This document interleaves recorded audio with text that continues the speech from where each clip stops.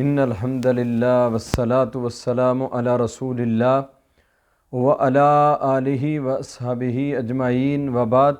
اعوذ باللہ السمیع العلیم من الشیطان الرجیم من حمزہ ونفخہ ونفثہ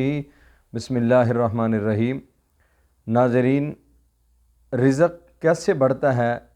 اسباب رزق میں فراوانی، رزق کے اندر جو ہے نا وہ کشادگی کیسے آتی ہے، اس لحاظ سے الحمدللہ آپ مختلف اسباب بیان سن چکے ہیں، اسباب سماعت فرما چکے ہیں۔ آج کا ہمارا 7واں جو ہے نا وہ سبب ہے رزق کی کشادگی کا۔ تو نبی مکرم صلی اللہ علیہ وآلہ وسلم کی حدیث کی روشنی میں جو شخص اللہ کی عبادت کے لیے وقت نکالتا ہے، رب کی عبادت میں زیادہ ٹائم دیتا ہے،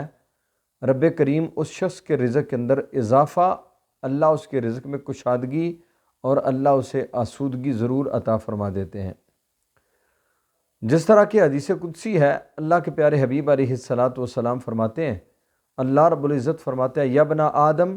تفرغ لعبادتی، اے آدم کے بیٹے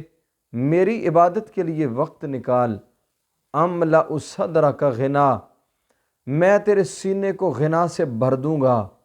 یعنی تجھے غنی کر دوں گا، تجھے ساری کائنات کے لوگوں سے بے پرواہ کر دوں گا، اور تجھے میں رب کریم وافر رزق حلال بھی عطا کروں گا اور لوگوں سے بھی بے پرواہ کر دوں گا، تیرے دل کو بھی غنی کر دوں گا۔ وَأَسُدَّ فَقْرَكَ، اور فقر کے جتنے دروازے ہیں سارے کے سارے دروازوں کو بند کر دوں گا، لیکن شرط یہ ہے کہ میرے بندے تو میری عبادت کے لیے وقت نکال۔ وقت نکالتا ہے دکانداری کے لیے، وقت نکالتا ہے دنیا داری کے لیے۔ آج بندہ وقت نکال رہا ہے دنیا کے معاملات کو سمیٹنے کے لیے، اور جب انسان اللہ رب العزت کی عبادت کے لیے وقت نکالتا ہے، رب کریم اس کے لیے ضرور فراوانیاں اور آسانیاں پیدا فرما دیتے ہیں۔ اور جس کی کھلی مثال ہمارے سامنے رمضان المبارک کا مہینہ ہے کہ رمضان المبارک کے مہینے میں دکاندار تاجر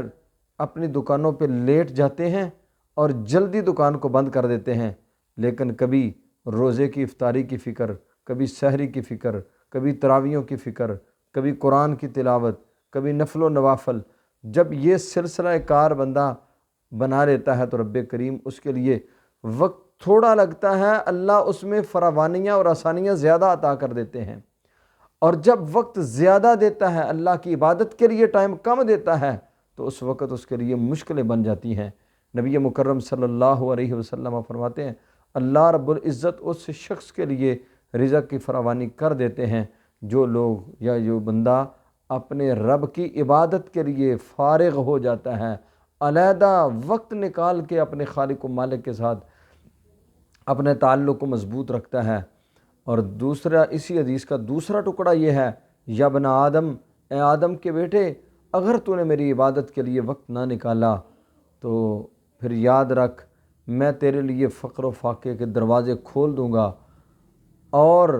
تیرے رزق کو سکیڑ دوں گا، تیرے رزق کو تنگ کر دوں گا، اور تجھے ایسا طمع اور لالچ دوں گا کہ ساری زندگی کبھی تیرا دل نہیں بھر سکے گا، کبھی تو غنی نہیں ہو سکے گا۔ اگر 1 کروڑ بنا، دوسرے کروڑ کی فکر، دوسرا بنا تیسرے کی فکر، 1 ارب بنا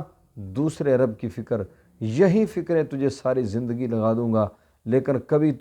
تیرا دل بھرے گا نہیں، تو غنی نہیں ہوگا۔ غنی اس وقت ہوگا جب تو رب کی عبادت کے لیے ٹائم نکالے گا۔